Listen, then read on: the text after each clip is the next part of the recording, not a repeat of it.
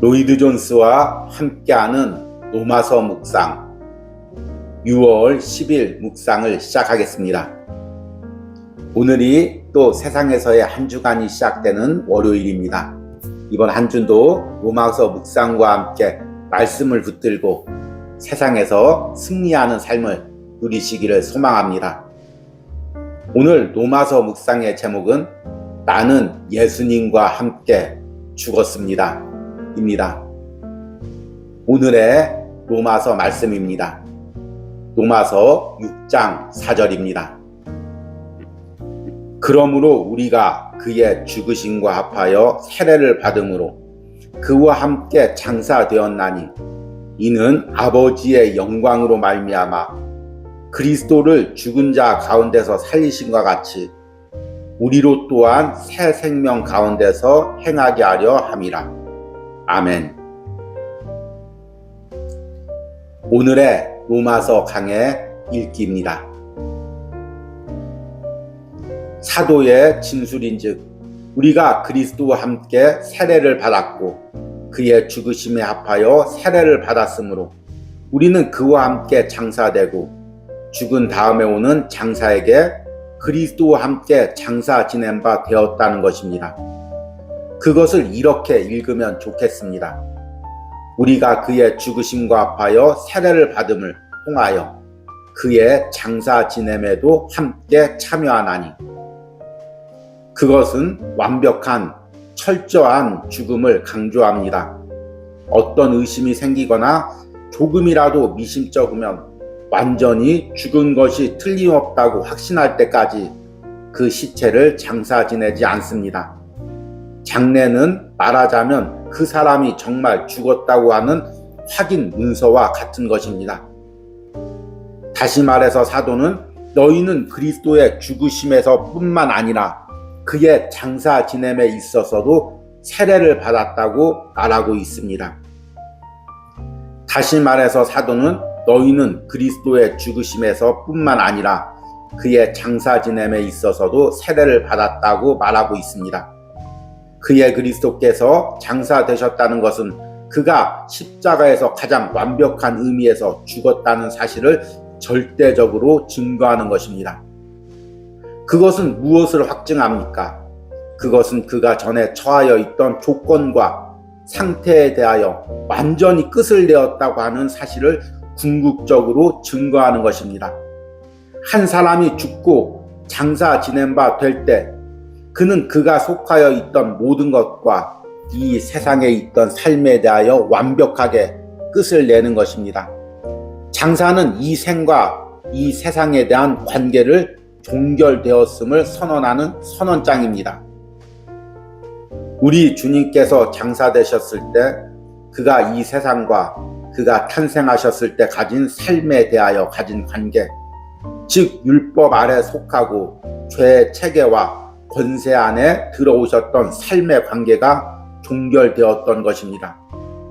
그러므로 죽어서 장사 지낸 바 되는 사람이 우리가 살고 있는 이 세상의 체제와 삶을 완전히 청산하였듯이 우리가 그리스도와 함께 장사 지낸 바 되었을 때 그것은 우리 역시 죄의 왕노릇과 죄의 체제와 죄의 법칙과 죄의 권세의 관계를 완전히 끊었다고 하는 사실의 최종적인 증거라고 말하는 것이 옳은 일입니다.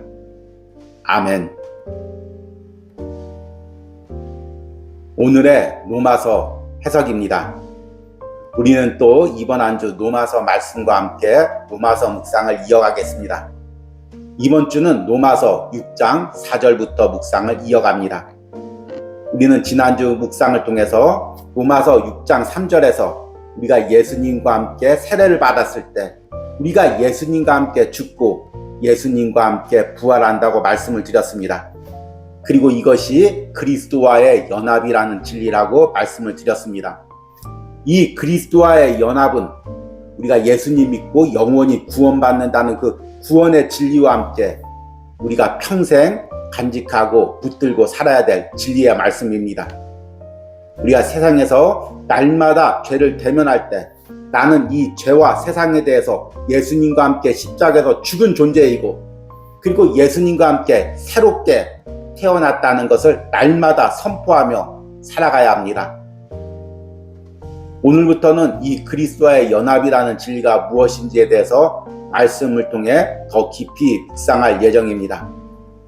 그리고 그 첫 번째로 내가 예수님과 함께 십자가에서 죽었다는 것이 어떤 의미인지에 대해서 묵상을 하려고 합니다. 오늘 읽은 로마서 6장 4절 말씀 보니까 3절에 죽었다는 표현 대신 장사되었다는 표현을 쓰고 있습니다. 그러므로 우리가 그의 죽으심과 합하여 세례를 받음으로 그와 함께 장사되었나니. 장사라는 것은 어떤 의미일까요? 죽었다는 의미를 더 한층 더 깊고 확실하게 표현하는 단어입니다. 사람이 죽었다는 것과 그 사람이 장사되었다는 것이 어떤 의미일까요? 물론 죽었다는 것도 다 끝났다는 표현입니다.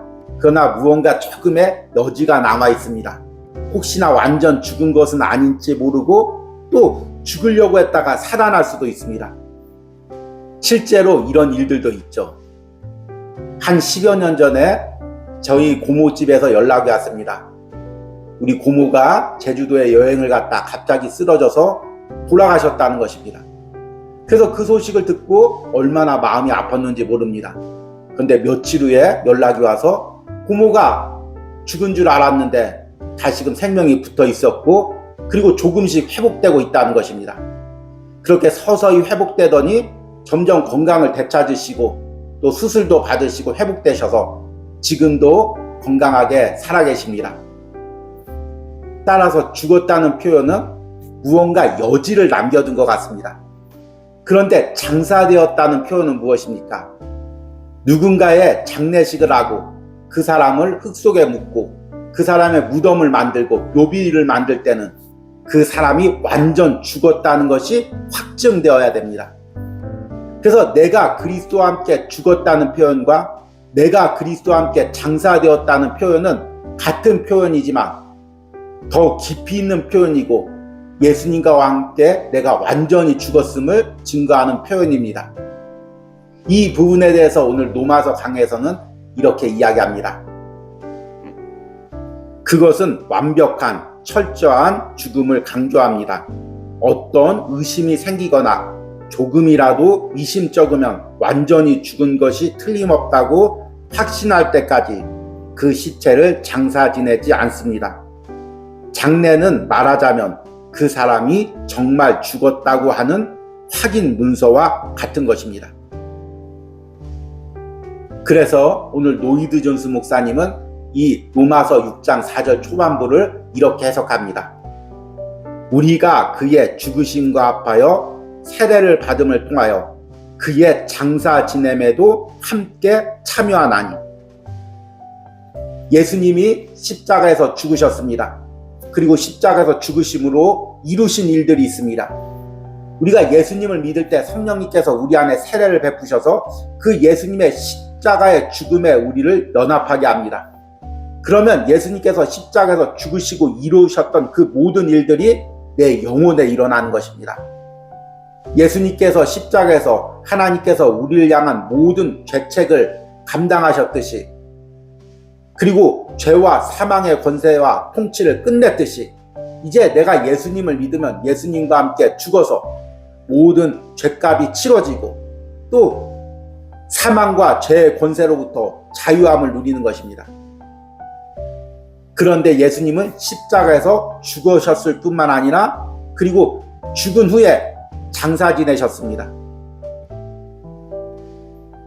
예수님이 장사되었다는 것이 어떤 의미입니까? 이 부분에 대해서도 오늘 로마서 강에서는 이렇게 이야기합니다. 우리 주님께서 장사되셨을 때 그가 이 세상과 그가 탄생하셨을 때 가진 삶에 대하여 가진 관계, 즉 율법 아래 속하고 죄의 체계와 권세 안에 들어오셨던 삶의 관계가 종결되었던 것입니다. 장사라는 것은 이제 그 사람이 완전히 죽고 그 사람이 그동안 세상과 가지고 있었던 모든 관계가 다 끊어졌다는 것을 의미합니다. 예수님께서는 인간의 몸으로 오셨습니다. 그리고 사탄의 권세 아래 오셨습니다. 그래서 사탄에게 시험도 받으시고 또 사탄의 유혹도 받았습니다. 그러나 예수님께서는 그 모든 것을 다 이기시고 십자가에서 죽으시고 승리하셨습니다. 그리고 장사되셨습니다. 이제 예수님은 더 이상 세상 아래, 율법 아래, 사탄의 권세 아래 있지 않습니다. 이제 그분은 하나님 우편에 계십니다. 이 세상을 다스리고 심판하러 오십니다.